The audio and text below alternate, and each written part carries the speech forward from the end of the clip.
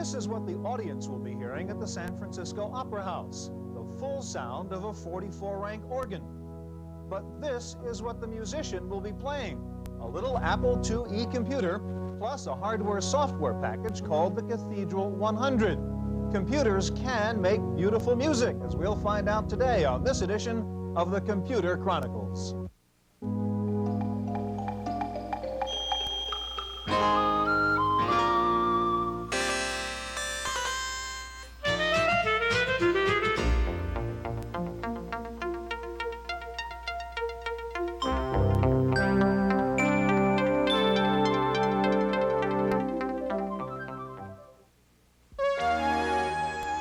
The Computer Chronicles is made possible by Leading Edge, makers of IBM-compatible computer systems, including Lotus lookalike spreadsheet, word processing with spelling correction, communication software, and Hayes-compatible 1200 baud modem. Leading Edge with over 1,000 service centers nationwide.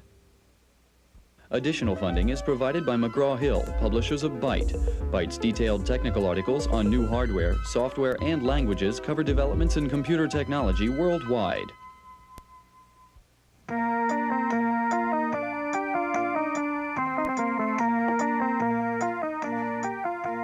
Welcome to the Computer Chronicles. I'm Stuart Chaffee. This is Gary Kildall. And Gary, this is the Casio SK1.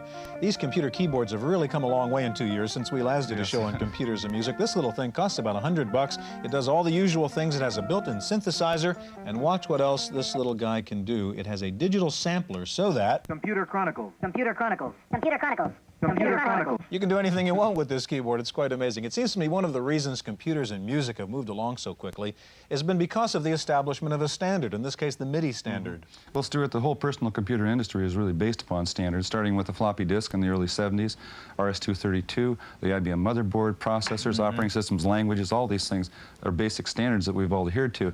The Midi standard is going to give us a whole bunch of new, interesting, and fun applications, I think. We're going to see some of those today. We'll take a look at the Commodore Amiga, the Atari ST, see what kind of music you can get out of those machines. We'll look at the new Apple IIgs and see how good it is with music and sound. We're going to start out by going to a computer expo, which had a concert featuring a Macintosh. Gary Leuenberger is a musician, a composer, a writer, and a performer. With a synthesizer, he can mimic any traditional instrument and invent a few new ones as well. The equipment that makes it possible is a combination of software and hardware that communicates with his synthesizer through a musical instrument digital interface, or MIDI port. The process begins on a Macintosh screen with a program called Professional Composer to lay the foundation of the piece. The program counts out and automatically numbers the measures, creating a musical sketch on which to place notes. Gary can then move directly to his keyboard, the output of which feeds into the Mac, again through a MIDI port. Once the rough draft is in the machine's memory, it can be played back and manipulated. Gary uses a digital sequencer with 8 MIDI ports to assign the different voices to 8 separate synthesizers. If he adds a drum part, the MIDI clock will synchronize the beat to the tempo of the piece. I start the drum machine and I start When the fine-tuning is completed, the MIDI data goes to a Yamaha digital sequencer, which controls the playback of the completed piece through the 8 synthesizers. Gary can still change the piece at any point or play along in real time. Synthesizers began to appear in the 1960s and found a special niche in the musical world over the next decade.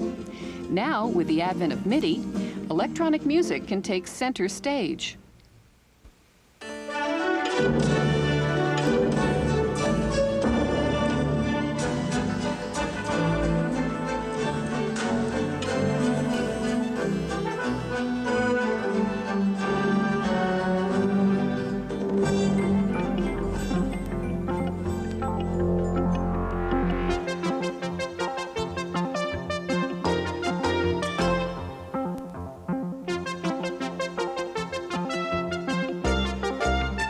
Joining us now in the studio is Chris French, a music software consultant with Activision. And sitting next to Chris is Bob Moore, president of Hybrid Arts of Los Angeles. Gary? Stuart, this is a really excellent example of a MIDI application. This is a music studio. It's a $70 package, runs on your Atari 520 ST, and lets you compose and play back music. So, Chris, can you show us the product? Sure, I'd be glad to. Most of the operations are done just with the mouse alone. The You see, that feedback we're hearing is real-time feedback as you move a note on the staff? That's right. As you move the note up and down the staff, you can hear the computer play that note, and it also tells you from the message board what the note is. I can select most music notation, measure bars, ties. I've got 15 different instrument colors to work with to distinguish one sound from another. I've got triplets, accents, dotted notes, and here I can select all the notes from a whole note to a 30-second note, and that's with tempos from 57 quarter notes a minute to 200 quarter notes a minute, which is quite fast. Here we have rests.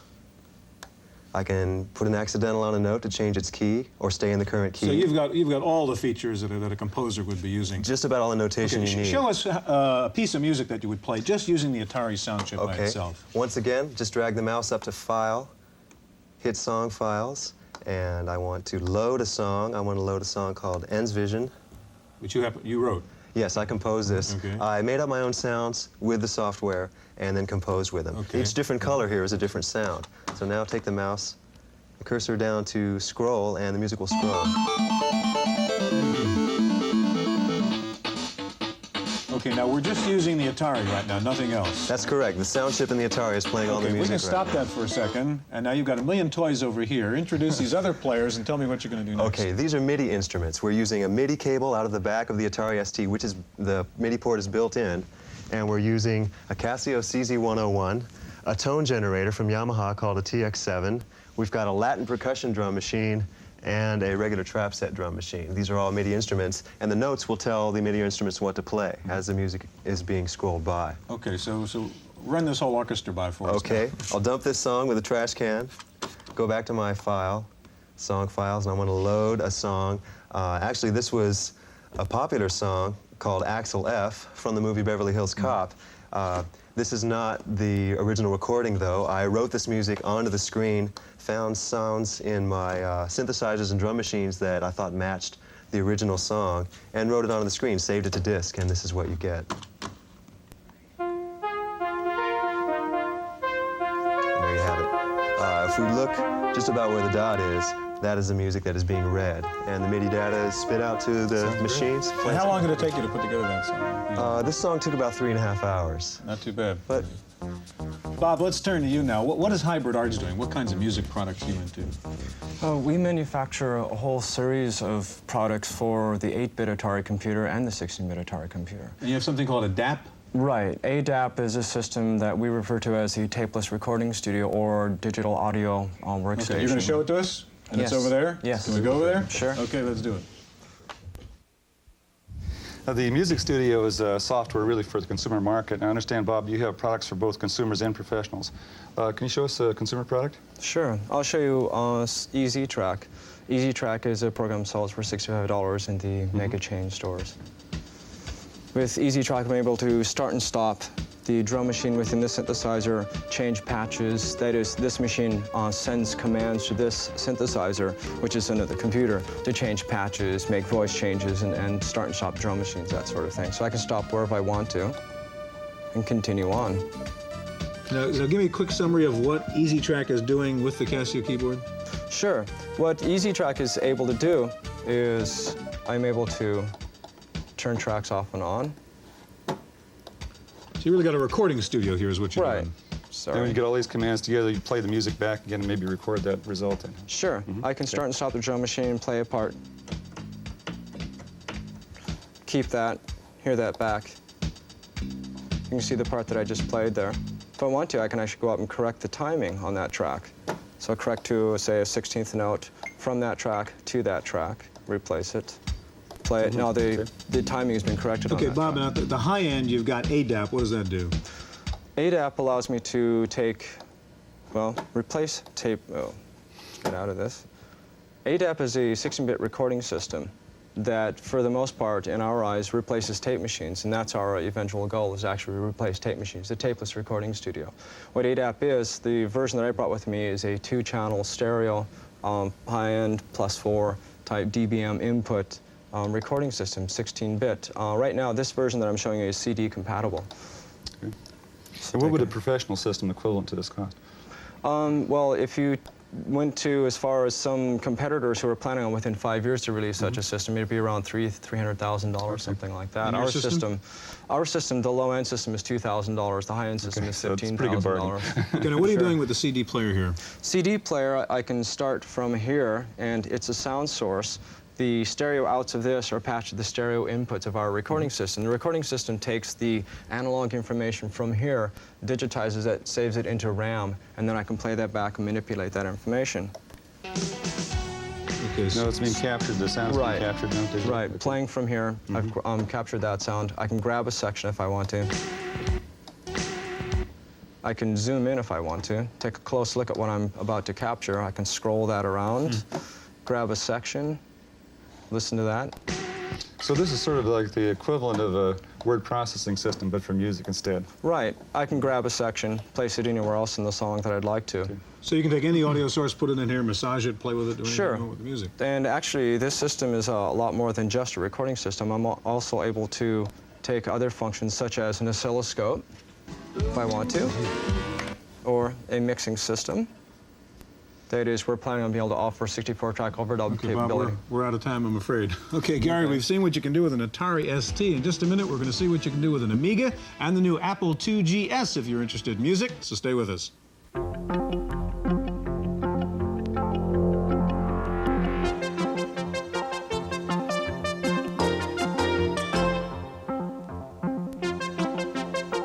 We've now replaced all the major machines here for another demonstration. We have a new human being, and that's Chris Potter of Mimetics Corporation, a new synthesizer, the Yamaha DX100, and a new computer, the Commodore Amiga. Now, Chris has a hardware and software product here called Soundscape, and can you show it to us? Sure. Soundscape offers a recording environment. It's actually a music operating environment that allows me to play up to 16 external synthesizers, as well as using internal sampled sounds. I've got a little piece in here that I'll play. You can see it playing on the player piano, and what I'm hoping to do is take the sound of the organ and replace it with the sound of this wine glass here. Now, this sound's coming internally from the Amiga. These are all internal sounds. I'm not really using the DX100 at all. So go in. As I choose different options here, you can see the various menus pop up, and there are many, many options within the Soundscape environment. I'll go into sample, and that's the current sound of the organ that was in there. And I'm going to go in and sample the wine glass. Should have the wine glass here. So you just created a new voice, essentially. Right, and I got to remember to turn off looping here. There we go. And you can see it says new sample up here. And now I'll play back the piece. And we have the wine glass on there. The Amiga is particularly well suited for this because it has 4 digital analog converters in it, so it can play back sounds very well. Also, in addition, as I'm playing the sound, I can have a background task, and here I have some of the Amiga's graphics running in the background, and these could actually be edited and played around with. You know, I could actually go in and play with the pictures. How does that sample compare with, say, the sample you find in a compact disc audio? How do you mean? Well, is it a better quality sample? Oh, I would say it was less quality sound, but it's perfectly adequate for the home studio.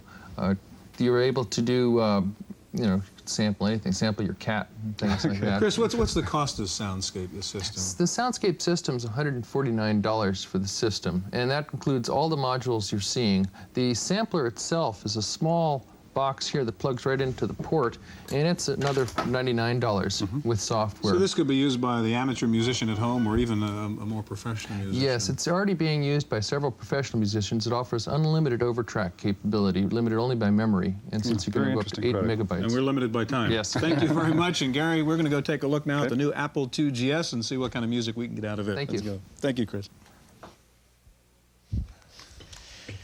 Sitting here patiently waiting for us has been Curtis Sasaki. Curtis is the product manager for the IIgs at Apple.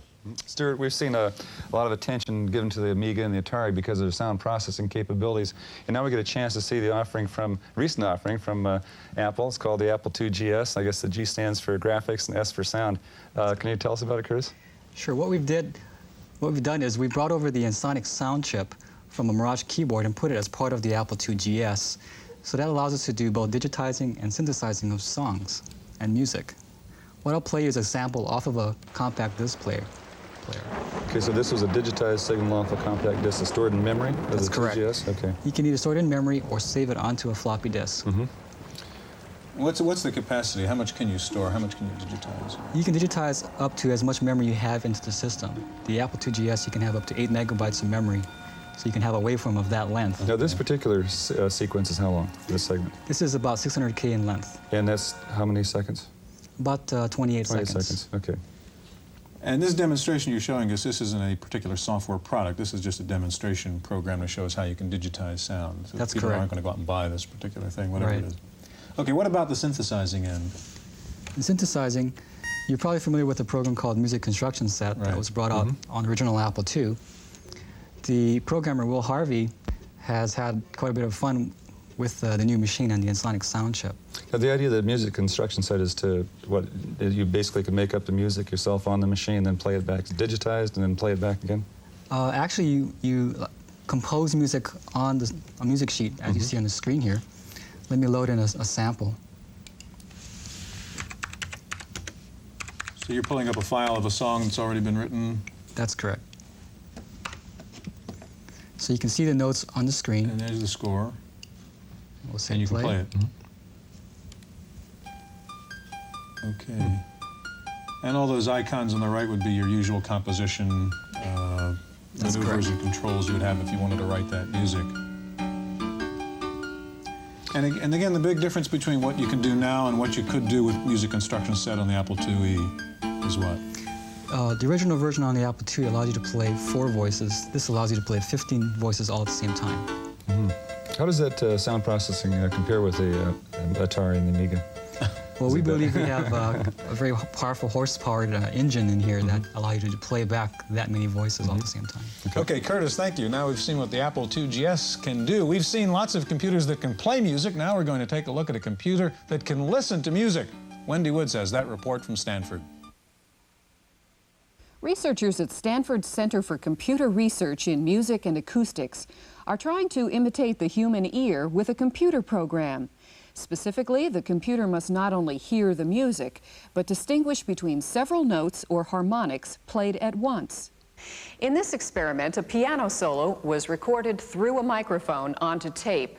Researchers wanted to find out if the computer could play back the performance with the identical pitch, rhythm, and harmonics. The experiment required artificial intelligence, so the powerful programming language called Lisp was employed. The research entails trying to find algorithms which, say, imitate how our ear understands musical signals. So using Lisp, we have a good workbench or tool bench for this kind of experimentation. The tools also included a mini computer, signal processor, and a synthesizer. This was the result. The piano is heard first, followed by the computer's reproduction accompanying the piano music.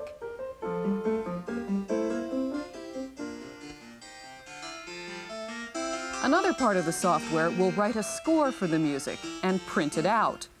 The entire process of analyzing one 30-second piece of music takes an entire afternoon for Stanford's Foonly mini computer.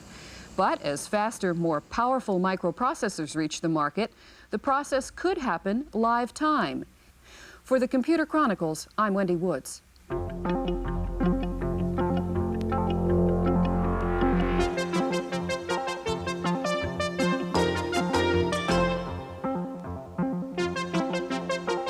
Joining us now in the studio is David Schwartz, president of Compusonics of Palo Alto, California. And back with us is George Morrow, our frequent commentator and sometime host here. Stuart, I just wanted to mention we finally got all the computers on. We got an IBM PC now.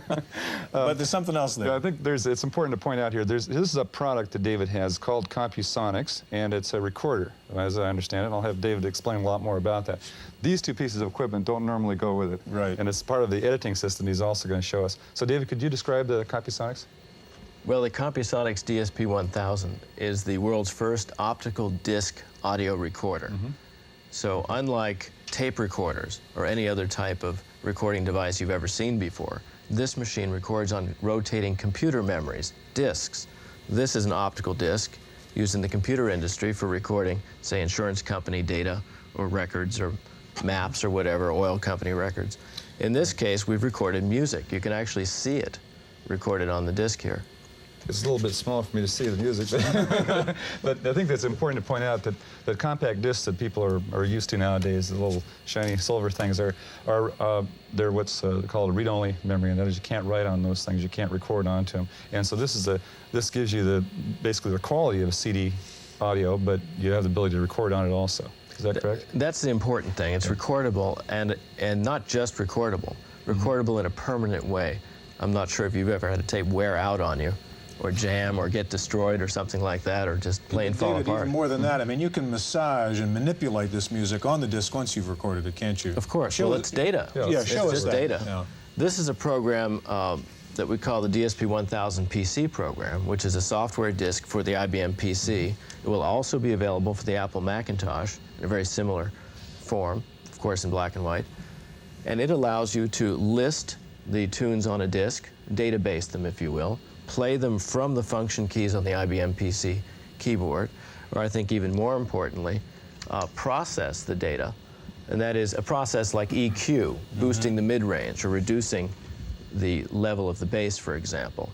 Or let's say that you have noise on your Can you show disc. us how you Well, this key here, process, of course the process key, we move to a noise removal process screen, which automatically searches the data for impulse noise. So the computer found that blip.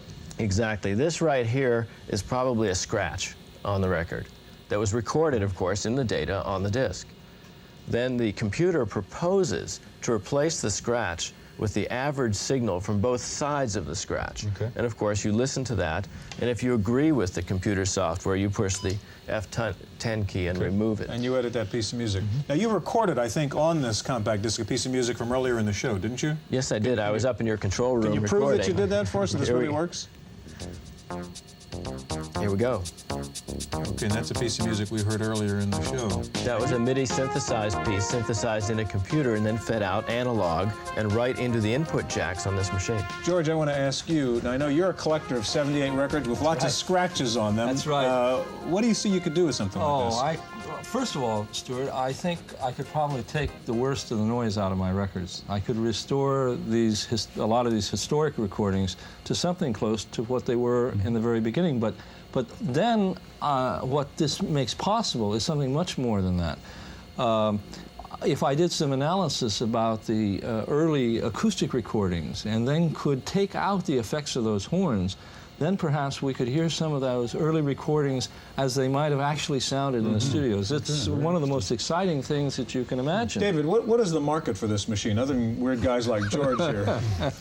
Well, it's really for people at the top end of the audio market, audiophiles, who are extremely serious about their music and can afford just like me, a $7,000 recording device that is the state of the art in recording. Except I can't afford it. And what is the price of the medium itself? Right now, these are $100 each, and they record about 80 minutes of stereo on one side, or a slightly more expensive disc recording 80 minutes on each side. David, one last question, just about out of time. Do you see this thing ever coming down in price where it really does become a consumer item? I see it coming down an order of magnitude, that is to $700, providing that the concept becomes a little more popular now that we're just introducing it. David, fascinating. George, thank you. We're out of time. Thank you for joining us. We'll be back in just a minute with this week's Computer News.